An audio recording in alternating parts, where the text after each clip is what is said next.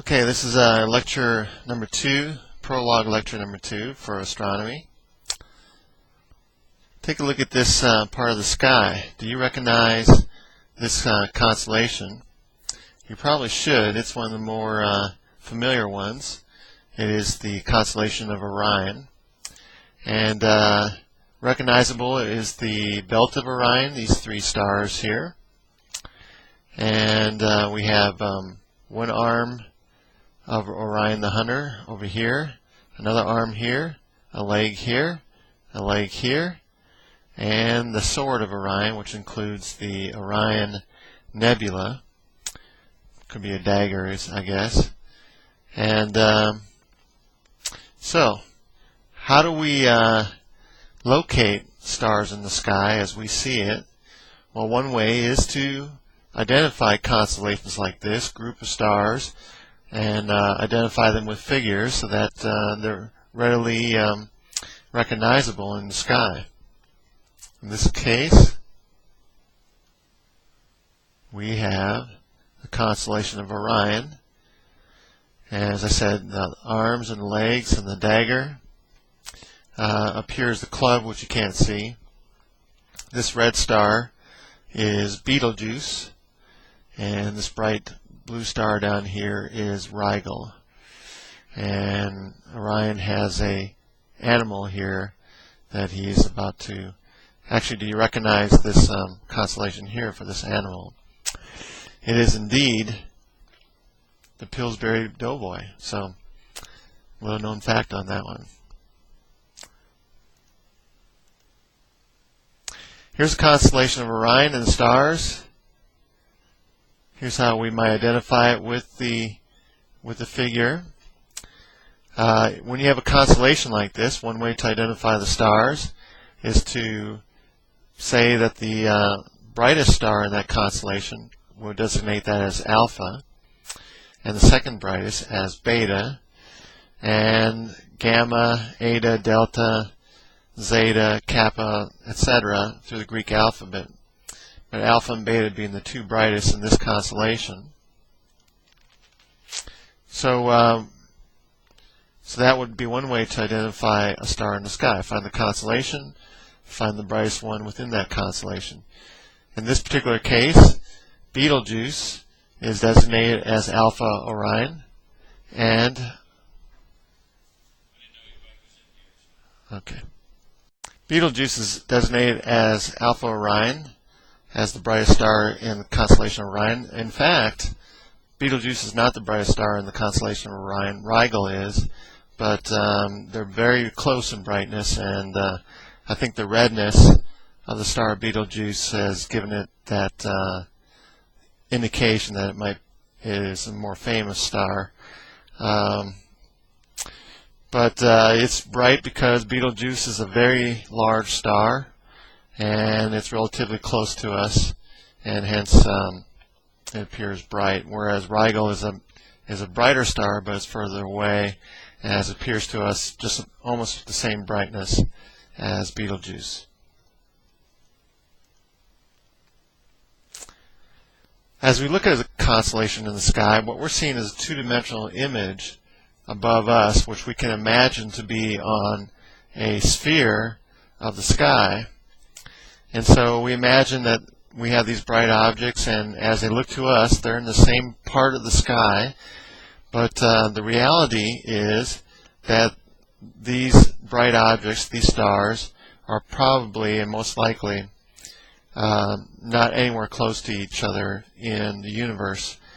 In other words, what we're looking at is a construction of stars that look familiar to us in our sky, but in fact, these stars are everywhere else in the universe. They could be hundreds of light years away, hundreds or thousands of light years away, and in fact they are.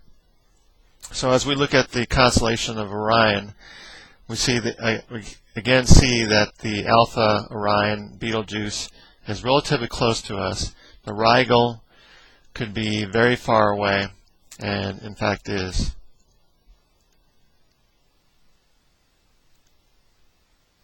So in order to really locate these objects in the sky, we need more than just a two-dimensional location. Two-dimensional would just tell us where in the sky we see it, but to locate it in the universe, we need a third dimension of distance to locate it, how far this object is away from us. Here's the Earth, and projected onto the sky is the equator of the Earth.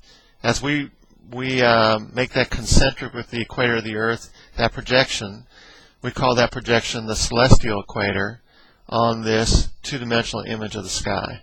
And we call that two-dimensional image of the sky above us the celestial sphere. So visually, the sky, this image of the sky above us, is rotating about us every day and every night.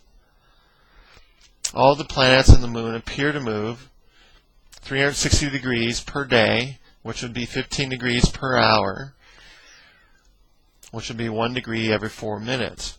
And so this whole sky is moving from east to west 1 degree every 4 minutes.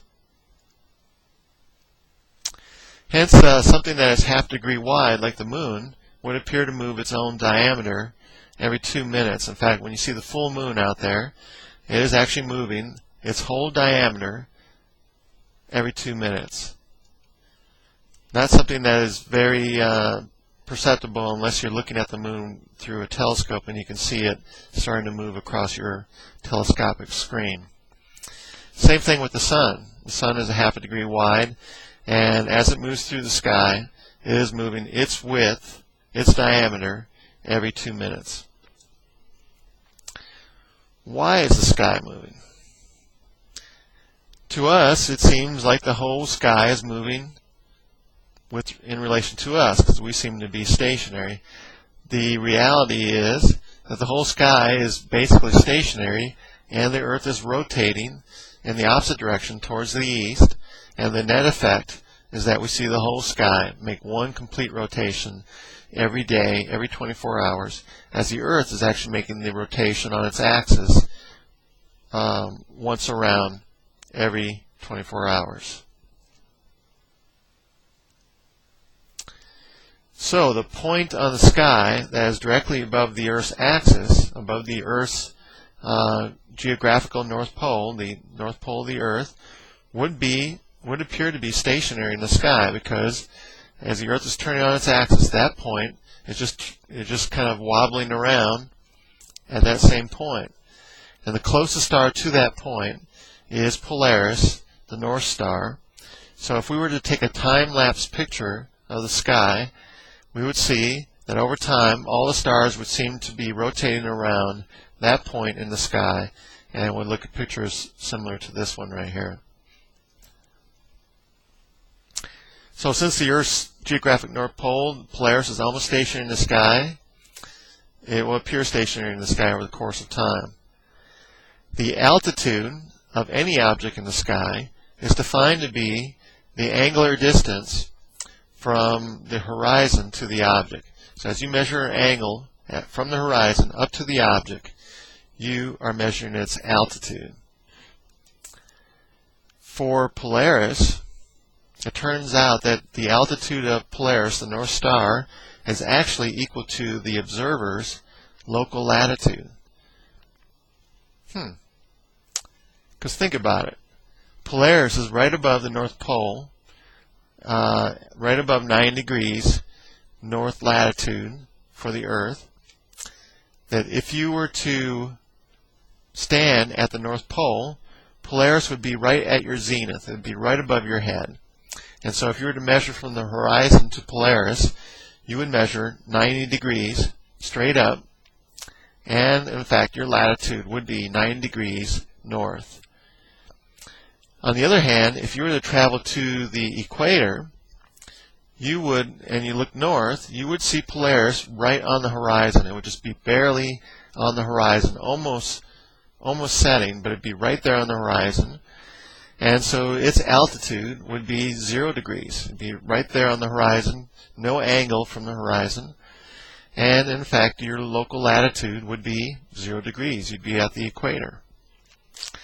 If you were to travel 1 degree north, then Polaris would travel in the sky 1 degree up from where it was. So your latitude would equal Polaris's altitude. If you were to travel 1 degree south of the equator, you would not see Polaris. It would go below the horizon as you see it. It would be -1 degrees.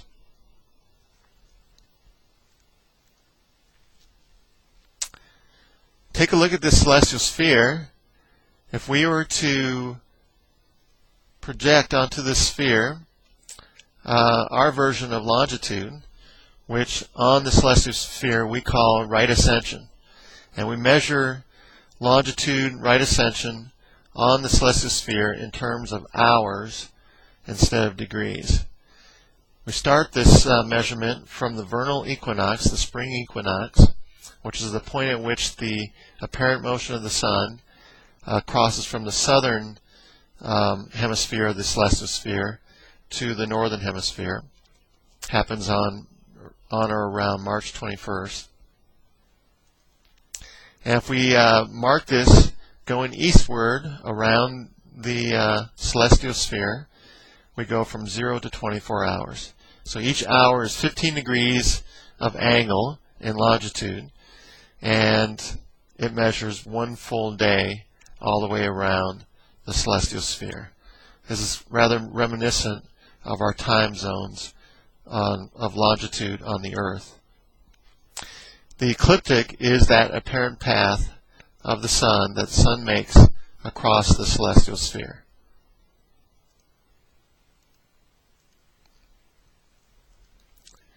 There's another measurement we can make on the celestial sphere for this two-dimensional image of the sphere that we see above us, and that is called declination. Declination is the equivalent of latitude on the celestial sphere. We can measure this from the celestial equator, as we say, which is the projection of the Earth's equator onto the celestial sphere. They're concentric. And we measure this angle from that plane of that celestial equator up to the object. So that angle is called declination. And it could be a positive 0 to 9 degrees, or it could be a negative 0 to 9 degrees, depending on its relationship to that celestial plane.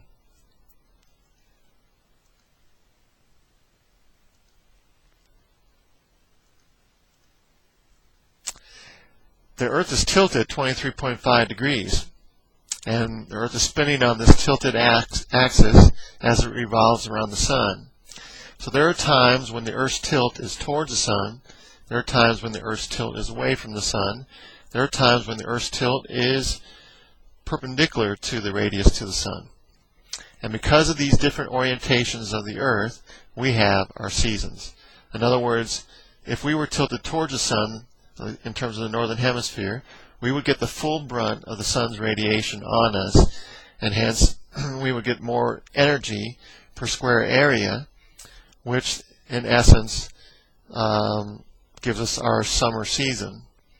And if we were tilted away from the sun, more that energy would be distributed over more areas. We're tilted away, more curvature of the Earth, hence that would be the resultant of our winter season.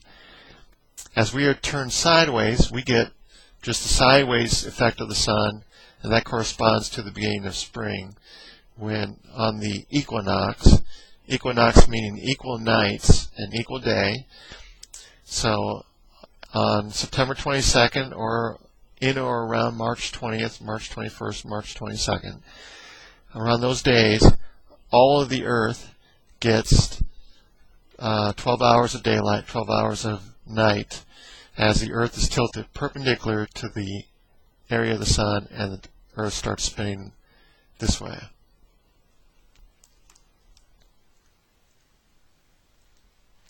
So on the summer solstice, we get the full brunt of these Earth's energy as we're tilted towards the sun. It might look something like this. Here's the sun's intensity bearing down on the Earth, and hence you get a certain amount of energy per area, intense energy per area, resulting in a summer season. But if we were tilted away, the sun would be low in the sky, and that same energy and intensity from the sun is now distributed over more area, hence creating less intense of an effect on the area of the Earth, resulting in the winter season. So at the winter solstice, the sun will be at its lowest point in the sky, in the southern sky, on or around December 21st. Here's a little animation showing the main brunt of the sun, or the sun's location, over the course of a year. We can see it gets just about as far north as the northern Gulf of Mexico here, still south of Alabama. So that means that over the course of the year, even on the summer solstice, here in northern Alabama at 35 degrees north latitude, we will never see the sun directly above our head or directly at our zenith, because the sun will only go up to 23.5 degrees north latitude. So if we were at 23.5 degrees north latitude on the summer solstice, the sun would be directly overhead. Here at 35 degrees north latitude, it will be 11.5 degrees from that zenith.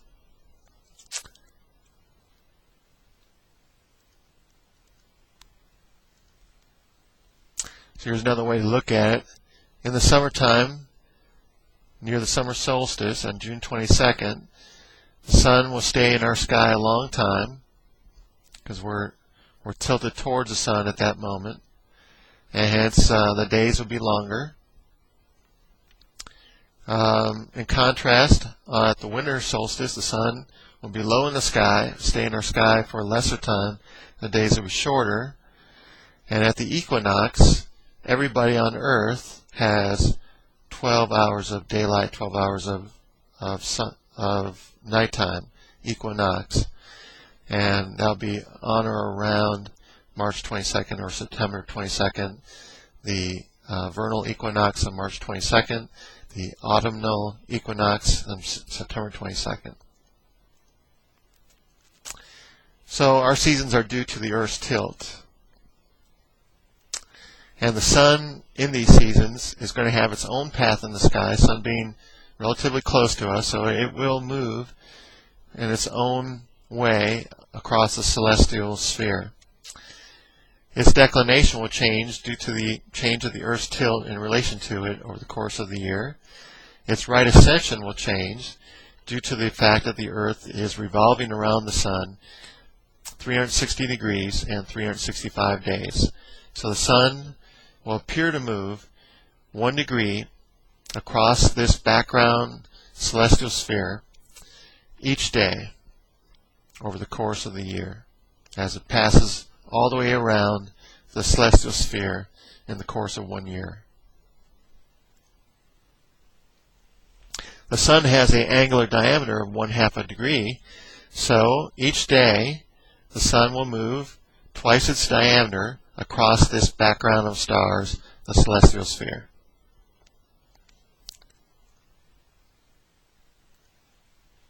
Here's a nice picture showing the 24-hour day above the Arctic Circle in the northern hemisphere. As the northern hemisphere is tilted towards the sun, there will be some places, namely above the Arctic Circle, where the sun will be in the sky for the whole day. 24 hours of daylight. The contrast to that is in the wintertime you'll get 24 hours of nighttime.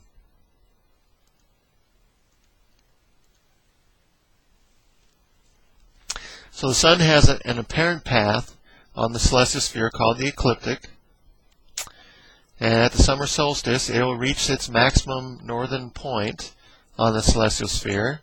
Hence it will have a declination of 23.5 degrees at the summer solstice. At the winter solstice, it will have a declination of minus 23.5 degrees. At the vernal equinox, as it passes from the southern hemisphere to the northern hemisphere on or around March 21st, it'll have a declination of 0 because it'll be right on, at that moment, the celestial equator. And as it passes from the northern hemisphere to the southern hemisphere at the autumnal equinox, it will have a declination of 0 as well.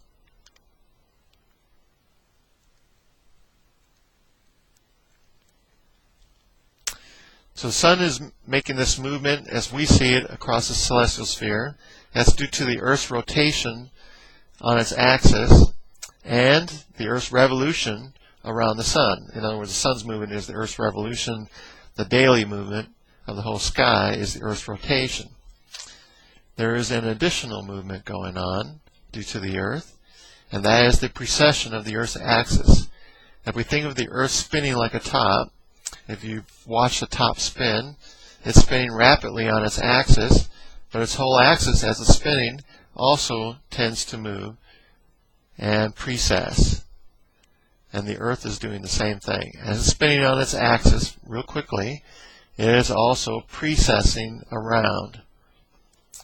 This precessing takes some time, but over time, this will change the equinox positions, and it will change the location of our northern part of the sky and the southern part of the sky as well. It will change the location of the constellations. For instance, right now, Polaris is the pole star. It's right above the northern axis of the Earth, so as the Earth turns, Polaris is relatively stationary in the sky, and it can be recognized as such for any kind of traveler around the world.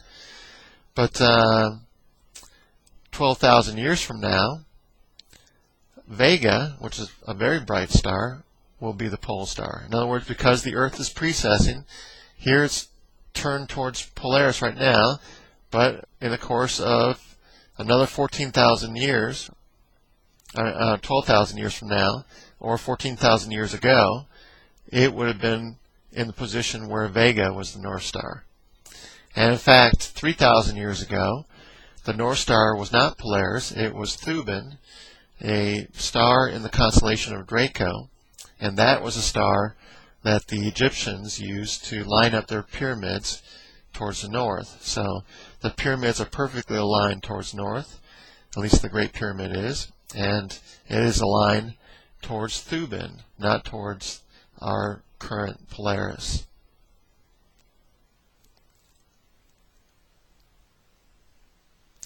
Here's another way to look at how the North Star changes. Right now we're over here at Polaris, but in 12,000 years we'll be over here looking at Vega. Vega is a real bright star in the northern sky, one of the brightest, and hence that would be a very nice time to have a North Star. So I can't wait for that to happen. It's only 12,000 years away. Here's Thuban down here, 3,000 years ago, and that was the North Star. There are gaps here where we have no particular star at the position of north. So I guess we should be just glad that we have a relatively bright star, Polaris, even though it's only the 49th brightest star in the northern sky. It's relatively bright, and to have that as the North Star right now. This whole precession takes 26,000 years.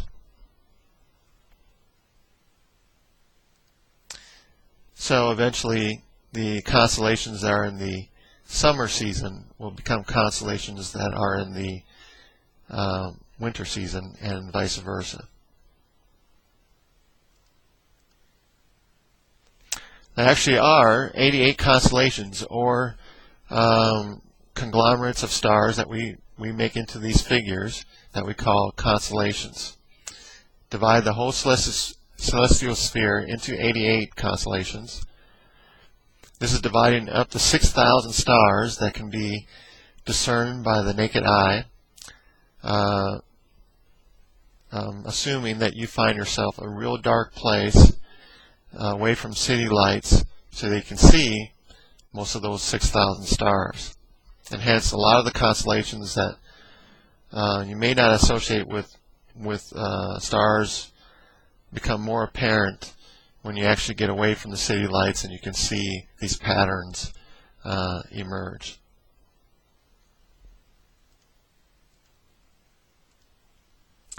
The zodiac consists of 12 main constellations that are within plus or minus 30 degrees of the ecliptic, which we said was the apparent path of the sun across the celestial sphere. Another way to look at the ecliptic is not only is it the apparent path of the sun across the celestial sphere, but it is the plane of our solar system. The reason the sun appears to pass in that path is because we are in that plane. And as we revolve around that plane in relation to the sun appears to follow that path in relation to us. In that plane as well or close to that plane, are the planets, the 8 planets, and the moon. The moon is within 5 degrees of that plane. So as you're looking in the sky, and as you see the apparent path of the moon over the course of a month, you can expect that the moon is going to come close to the apparent position of the planets as well over the course of the year. In other words, as you're looking for planets in the sky, and as you're looking at the moon, you'll see them generally in the same part of the sky, or the same path of the sky. And that also is the same path of the sky that the sun moves through.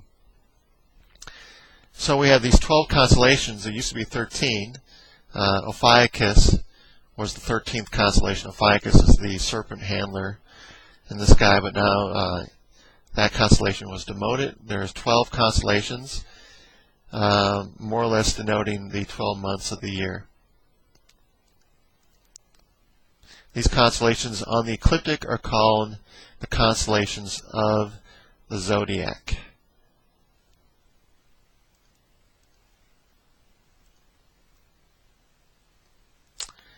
Let's define the day. We define a sidereal day as the time it takes for the Earth to rotate once on its axis, a pure 360-degree rotation on its axis. To visualize that with respect to the universe, if the Earth were to take a 360-degree turn, stars being very distant, then it would take a 360-degree turn with respect to the distant stars. If you were to try to quantify that, what you would do is you would look at one star on one day on your overhead meridian, which is the line that passes from north to south and passes over your zenith from north to south, your overhead meridian. And if the star were to cross that line at one time on one day, then the sidereal day would be the amount of time it took for that same star to cross that line again. In other words, for you to turn exactly 360 degrees with respect to any distant star. Well, the sun is relatively closer to us, so the sun would require an extra turn for it to cross that meridian. In other words, as we turn 360 degrees with respect to the distant stars, we are also revolving around the sun, and in the course of one day, we have revolved approximately 1 degree in our revolution around the sun. And so, as we turn 360 degrees, we would not be facing the sun yet. We would have to turn an extra 1 degree in order to see the sun again. So, the sidereal day is shorter than what we call the solar day.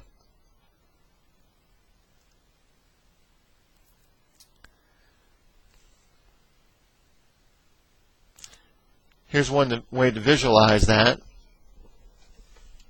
If I were the Earth facing the sun as you see it here, I could turn 360 degrees around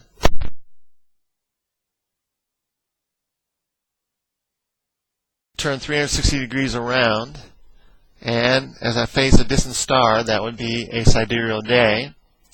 But for me to have a solar day, I would have to turn that extra degree towards the sun in order for it to be a solar day.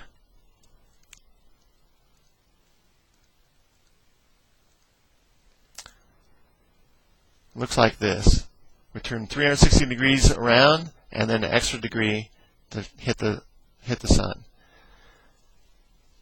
quantitatively, we could say that that is the time it takes to go from, say, noon on one day to noon on the next day. In other words, for the sun to cross our overhead meridian, for us to turn in such a way as the next day the sun crosses that overhead meridian again. That is one solar day, 24 hours. So the sidereal day is 4 minutes shorter than that, 23 hours, 56 minutes.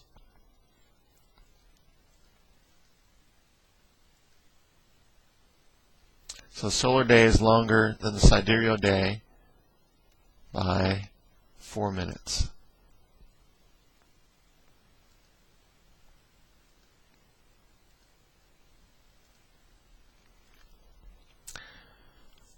Well, we've been looking at the sky, we've been locating things, and to locate things we need two coordinates because the sky as we see it is two-dimensional. So we just need it right ascension and declination. But if we really wish to locate something in the universe, we need a third dimension, we need a third coordinate. And that third coordinate is distance. That would give us a three-dimensional perspective.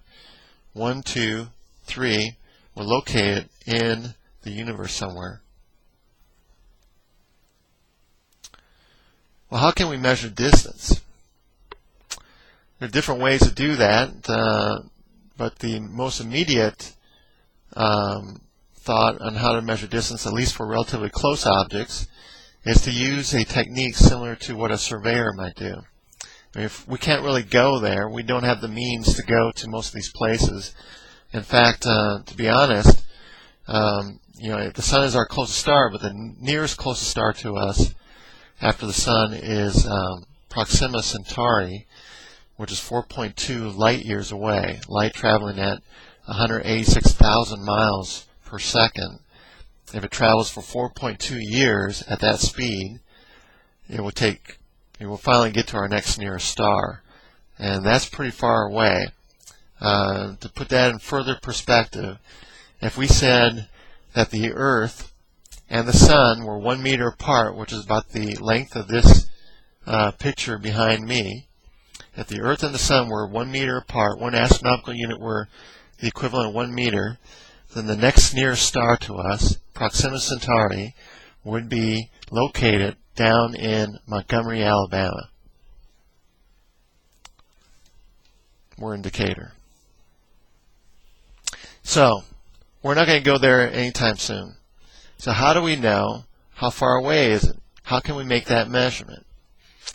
Well, here's a surveyor's technique. Let's say you want to find how wide a river is, but you don't want to cross the river.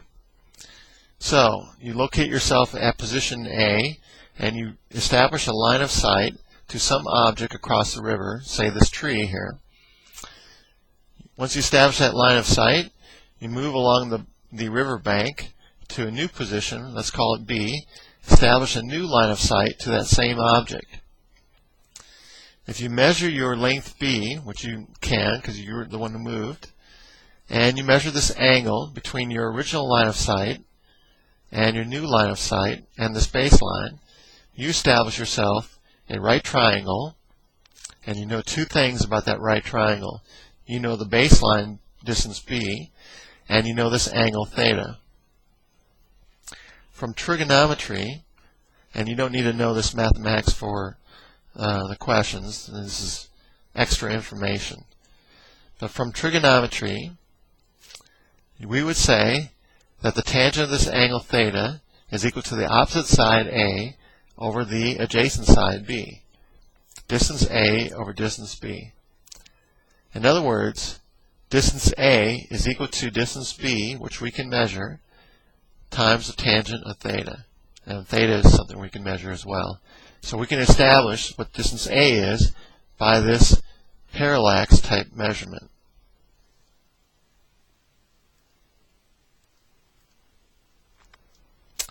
Same sort of thing would happen to relatively close objects in the sky. Here we have an object in the sky. Let's say you made a measurement at one time early in the night, and you saw that object and you saw the background of stars behind it. But 12 hours later, let's say it's still during the night, the object has shifted, and there's a new background of distant stars behind it. And so if we can measure that total shift and divide it by 2, we can get the angle of parallax. And by using that angle, we can figure out how far the object is away. You can test this idea of parallax yourself by putting your 2 fingers in front of your nose, one finger close to your nose, one finger further away from your nose, and line them up. And if you close, say, the left eye, you can see that your further finger is to the left of your nearer finger.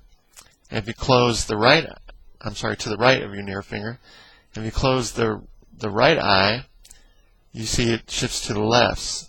So the apparent position of the distant object shifts with respect to the near object, either to the right or to the left. That is parallax. The larger of the parallax shift, the closer an object is, and the greater you make your baseline, the larger parallax measurement you can make. Stellar parallax shifts are very small. The one for the shift for the closest star to us is still less than 1 second of 1 minute of 1 degree of arc.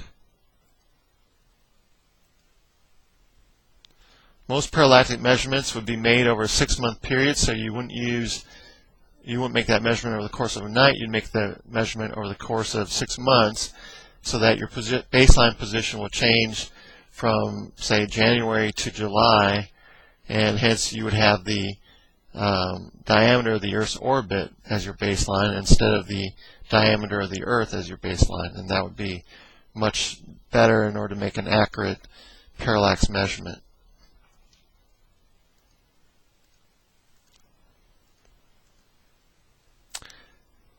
If rho is the parallax angle in seconds of arc, then the distance d to an object is equal to 1 over rho. This happens to do with a small angle approximation. We don't have to get into that.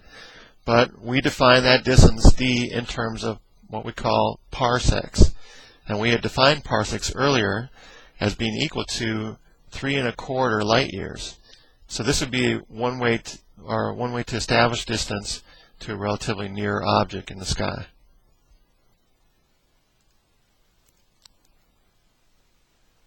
Like I said, all parallax measurements are relatively small. If you go 360 degrees around a circle and look at 1 degree, divide that into 60 segments, which we call minutes.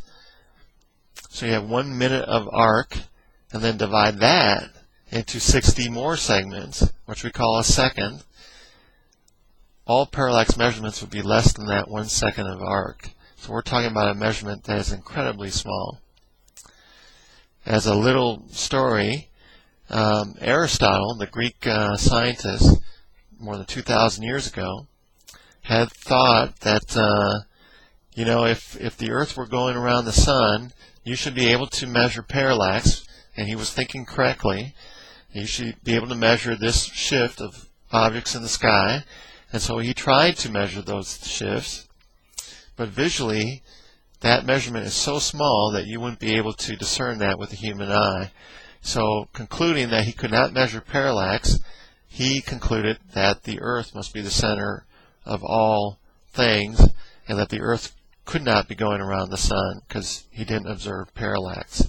He was wrong because the measurement was smaller than what he could measure.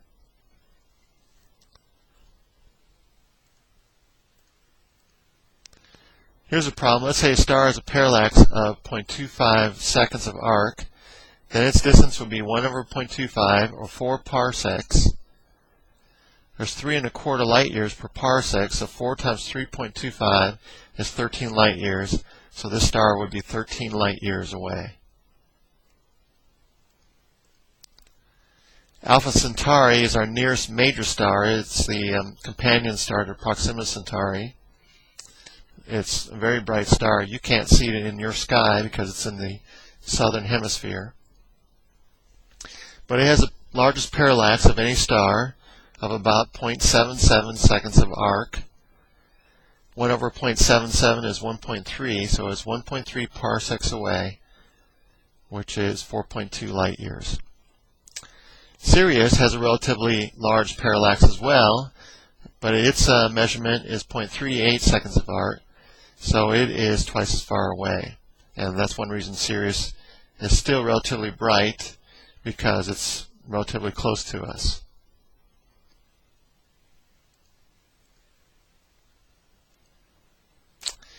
To conclude today's lecture, let's take a look at the measurement of the radius of the Earth and the Earth's circumference made by Eratosthenes, the Greek scientist, 2,000 years ago. Not all the time over the course of history did we think that the Earth was flat. At various times, people did think that the Earth was round, and Eratosthenes measured the circumference of this round Earth. The way he did it was he took two positions, one at Syene and one at Alexandria, set up poles, and on the summer solstice he measured the shadows of each position. Now at Syene, with the sun directly overhead, there was no shadow at noon on the summer solstice. But simultaneously, on that same day, at Alexandria, to the north, there was a shadow of 7.2 degrees, which meant that in terms of the Earth's, in terms of the chord of the Earth, between those 2 points on the Earth's surface, there was 7.2 degrees. So if you could actually measure the distance between those two cities, then, and associate that with 7.2 degrees of arc, you could figure out the circumference of the Earth. In other words, 7.2 degrees of arc to 360 degrees all the way around the Earth would be the same as that distance between those two cities to the Earth's circumference. And that distance was measured between those two cities to be 5,000 stadia, which was 5,000 lengths of the stadium. And if you use the length of the stadium as in those days, you would come up with a measurement that was relatively close to today's measurement of the circumference of the Earth, which would be 25,000 miles, which would be the circumference of the Earth today, or as we would measure it today. So it's a pretty brilliant way to do that, and it just goes to show that Columbus was not the only one who thought the Earth was round. The course of history, people thought the Earth was round, and they actually tried to make measurements of it. This concludes lecture number 2 for astronomy, the second lecture of the prologue chapter in the astronomy course.